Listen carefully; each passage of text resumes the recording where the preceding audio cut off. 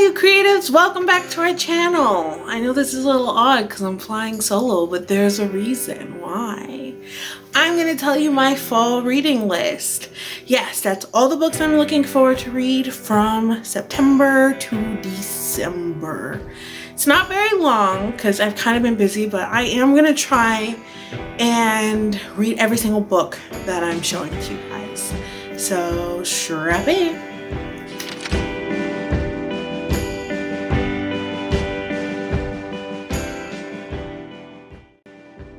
It's fall time. If you can't tell, I'm super excited about that. That means it is time for warm drinks, nice soups, cuddles, sitting in bed, watching movies, all that fun stuff. And of course, reading. And so we thought it was a good idea to do our reading list for the fall time.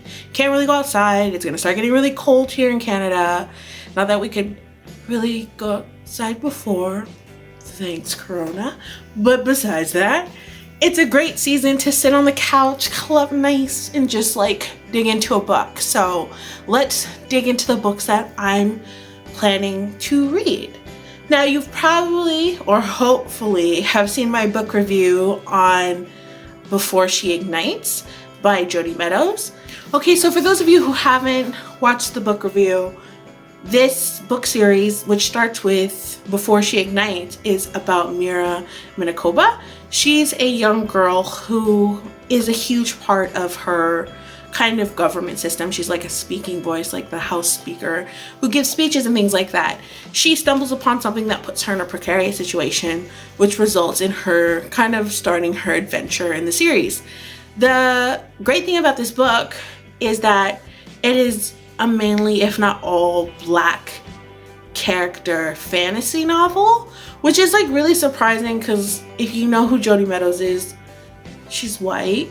Not to say that white writers can't write black characters, but I think this is the first time I've ever seen this done. I picked it up because I wanted to read more black, like, character centered novels, and this one is a really good one for that. It really like dives in to the culture, which is surprising. Like, you get told about shea butter and twists and braids and all of that, and it's really well written. So I couldn't wait to pick up the second one, which I don't have yet, but that is going to be on my reading list for this fall, and then the third one as well, because I have to finish the series now. I have to know how it ends. I want to know how it ends. It is good. Like, it is good. It's good. If you didn't get that, it's good. Like, good. So I'm excited to read those ones. This is like the typical of the type of books that I read. I don't tend to go outside of my safety zone with books. I tend to stay more in YA, fantasy, romance, like pretty covers type of books. But because it's fall, and fall means, you know, Halloween and spooky and leaves are falling, I decided to kind of go outside of my norm. So I watch a lot of true crime. Like, I'm obsessed. I'm obsessed with Bailey Sarian. Like, obsessed. I have watched all of her like Monday murder makeup videos, like, nonstop.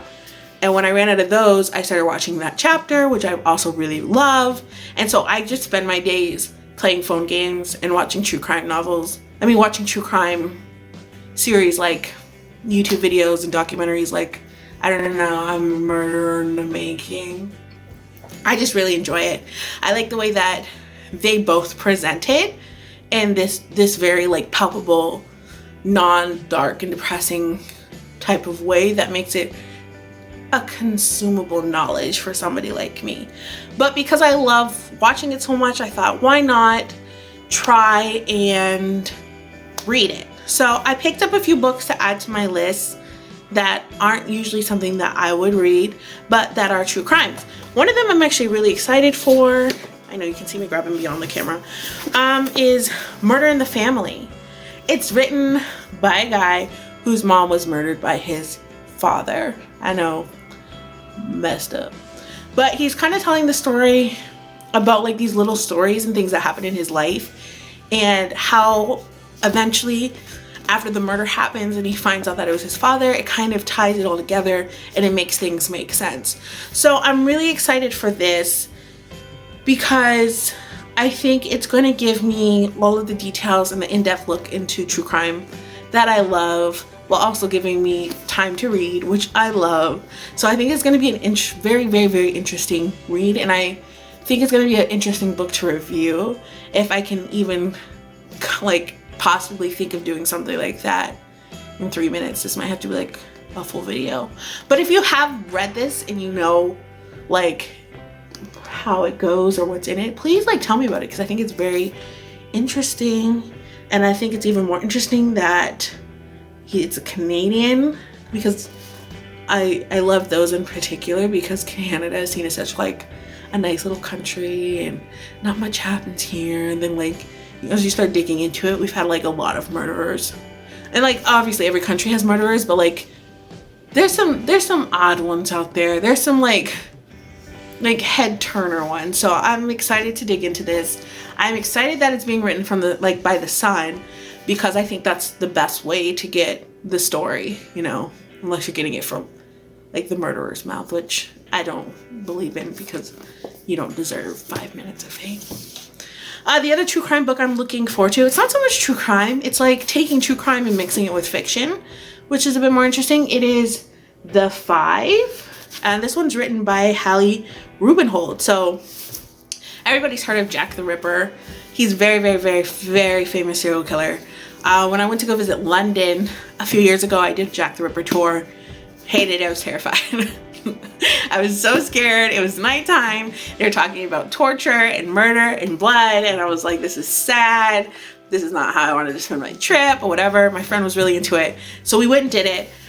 And I don't know, I've never really been interested in Jack the Ripper, but this book tells you the story of the 5 women, which I think is great. Like the back of the book literally says that it's setting the record straight and giving these women back their stories, because you hear so much about Jack the Ripper and you know a little bit about his victims, but you don't hear about them like they were truly people. And so even if this is mostly fictional, I feel like it's a nice way to like pay homage to these poor women who lost their lives. So I can't wait to read this one, and I'm probably gonna have to read it during the day because I'm a bitch. I'm a scaredy cat. I admit it. I'm okay with it. I lock doors. I keep knives by me. I'm so sure I'm gonna get murdered one day. It's probably all that true crime talking, but yeah, so excited to read this one. This is probably gonna take me a while to get to, because I do want to finish the series. I don't like jumping into new books without finishing the series. Am I the only one, or do other people feel that way? Like even when they take like years to come out, it's like a struggle for me to really get into something else while I'm waiting for the next book, because like my whole body and mind is like preoccupied by that other world. I start like having dreams about it and I think about it nonstop. I'm like an obsessive person. Like I just watched Hamilton, and in my mind, even right now, that's all that's playing is Hamilton songs right after the other. It was enjoyable at first, but yeah. So I'm gonna try and get through the series before I start these books, but I do want to jump into this because I think it's gonna be really interesting. Something else I'm doing this fall is I'm gonna try and get into more thriller books in general. So I went and picked up one that wouldn't normally be something I would grab by the cover and by the description, but it is a thriller novel, so that drew me in. And also it's written by a Black female author, which is on my to-do list. I'm trying to read more books by Black female authors. I feel like those are the most underrated and like underrepresented, if that makes sense. Like I think they're like the least talked about, and I really want to get into that, because as a up-and-coming Black author, I would hope that, I don't know, my book will be read. I was going somewhere with that and I lost it. But yeah, this one is When No One Is Watching by Alyssa Cole. I'm really excited about this because, like I said, she is a Black female author, but also it sounds interesting. So this woman starts like noticing that her neighborhood's being gentrified, or so she thinks. She thinks all of her neighbors are being bought out, they're moving on. And then she comes to realize that that's not the case at all, that they're just going missing. So then her and somebody else kind of start to investigate it, which I think is going to be a really interesting thing to read, is people investigating something. I mean, that's a theme that runs throughout my book that I'm currently writing. So I think I like to see somebody else's like perspective. I think that's the best way to learn how to do things, is by watching other people do it and then doing it yourself. So this one is a thriller novel. It's got a female lead, and I'm really excited to dive into this one, probably with some hot chocolate, because it's fall. It's fall. Alright, the last book, because that's 6, so by the time this video is coming out, it'll be October. So 6 books in like 3 months is reasonable. I think, I don't know, how many books do you guys read? Like, how many books in a month is normal? Please let me know, because I sometimes can read like 4 books in a month, and then other times I'll be lucky if I read at all for 3 months. It really depends.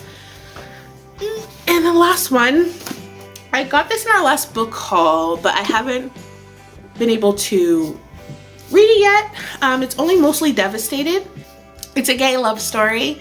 I'm really looking forward to it because I love reading, you know, after a while you get tired of reading the same kind of tropes and storylines, and you get sick of seeing this, like, the same type of people fall in love. An insecure, you know, white girl falls in love with a very confident, domineering, but quiet, yet good at everything white guy, and la-da-da-da-da, and then that's just what happens.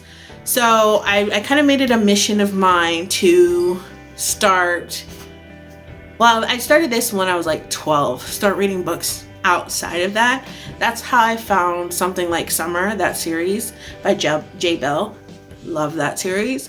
And so I'm always interested in trying to diversify my buys by picking up things that are representative of the different variety of people that exist and the stories that they're able to tell.